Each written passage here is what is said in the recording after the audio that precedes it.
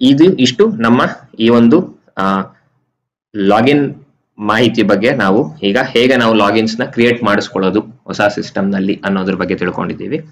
ಈಗ ನೆಕ್ಸ್ಟ್ ನಾವು ಇದಾದ್ಮೇಲೆ HRMS2 ತಂತ್ರಾಂಶ ಹೇಗೆ ಕಾಣುತ್ತೆ, ಹೇಗೆ ಇದೆ HRMS2 ತಂತ್ರಾಂಶ ಅನ್ನೋದ್ರ ಬಗ್ಗೆ ನೋಡೋಣ. ಓಕೆ,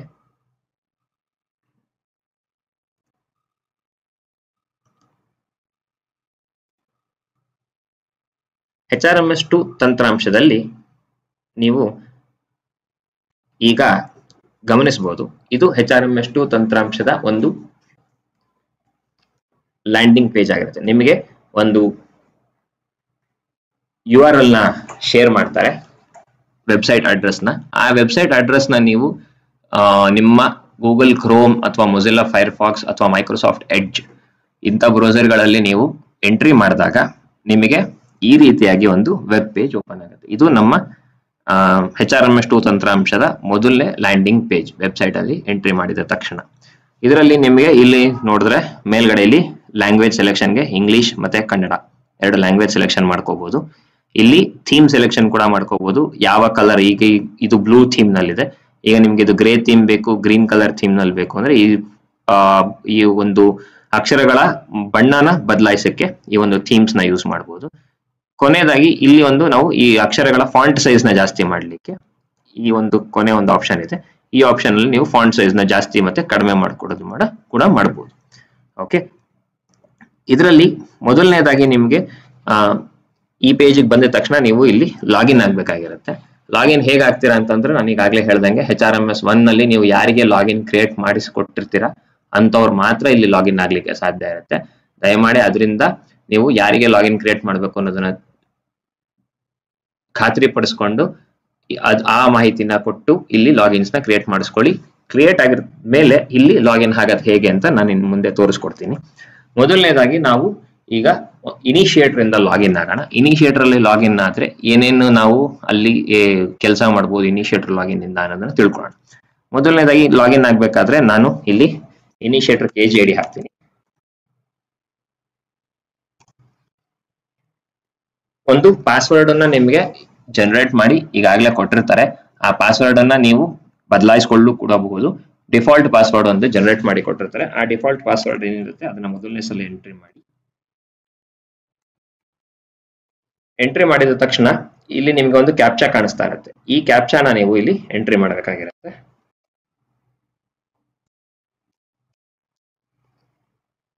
ಕ್ಯಾಪ್ಚಾ ಎಂಟ್ರಿ ಮಾಡಿ ಸೈನ್ ಇನ್ ಬಟನ್ ಮೇಲೆ ಕ್ಲಿಕ್ ಮಾಡಿದ ತಕ್ಷಣ ನಿಮಗೆ ಒಂದು OTP ನ ಕಳಿಸಲಾಗುತ್ತೆ ಸಿಸ್ಟಮ್ ಮೂಲಕ.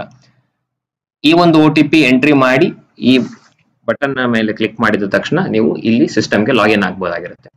ಇಲ್ಲಿ ನೀವು ಒಂದನ್ನ ಗಮನಿಸಬಹುದು, ಇಲ್ಲಿ ಮೊಬೈಲ್ ನಂಬರ್ ಇದೆ. ಈ ಮೊಬೈಲ್ ನಂಬರ್ ನೀವು ಏನ್ HRMS1 ನಲ್ಲಿ ನೀವು ಎಂಟ್ರಿ ಮಾಡಿರ್ತೀರಾ ಆ ಮೊಬೈಲ್ ನಂಬರ್ಗೆ ಇಲ್ಲಿ OTP ನ ಕಳಿಸಲಾಗುತ್ತೆ. ಅದರಿಂದ ದಯಮಾಡಿ ಯಾರ್ಯಾರು ಯೂಸರ್ಸ್ ನ ಕ್ರಿಯೇಟ್ ಮಾಡಿಸ್ಕೊತಾ ಇದ್ದೀರಾ, ಹೊಸದಾಗಿ ಇನಿಷಿಯೇಟರ್ ವೆರಿಫೈರ್ ಅಪ್ರೂವರ್ ಯೂಸರ್ಸ್ ಕ್ರಿಯೇಟ್ ಮಾಡಿಸ್ಕೊಂತಾ ಇದ್ದೀರಾ, ದಯಮಾಡಿ ನಿಮ್ಮ ಎಲ್ಲಾ ಮೊಬೈಲ್ ನಂಬರ್ಗಳನ್ನ HRMS1 ನಲ್ಲಿ ತಪ್ಪದೆ ಅಪ್ಡೇಟ್ ಮಾಡಿ. ಈಗ ಕೆಲವೊಂದಷ್ಟು ಜನದ ತಪ್ಪು ಮೊಬೈಲ್ ನಂಬರ್ ಇರ್ಬೋದು, ಬೇರೆ ಮೊಬೈಲ್ ನಂಬರ್ಗಳಿರ್ಬೋದು, ಅಥವಾ ತಪ್ಪು ಮೊಬೈಲ್ ನಂಬರ್ನ ಎಂಟ್ರಿ ಮಾಡಿರ್ಬೋದು. ಅದೆಲ್ಲದನ್ನು HRMS1 ನಲ್ಲಿ ನೀವು ಲಾಗಿನ್ ಮಾಹಿತಿ ಸಲ್ಲಿಸೋದಕ್ಕಿಂತ ಮುಂಚೆನೆ ಅದನ್ನ ದಯಮಾಡಿ ನೀವು ನಿಮ್ಮ ಮೊಬೈಲ್ ನಂಬರ್ಗಳನ್ನ ನೀಟಾಗಿ ಅಪ್ಡೇಟ್ ಮಾಡಿ HRMS1 ನಲ್ಲಿ.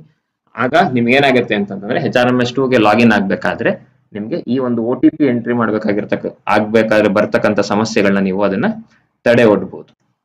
ಈಗ ನಾನು ಇಲ್ಲಿ OTP ಎಂಟ್ರಿ ಮಾಡ್ತೀನಿ. ಈಗ ವೆರಿಫೈ ಬಟನ್ ನ ಕ್ಲಿಕ್ ಮಾಡ್ತೀನಿ.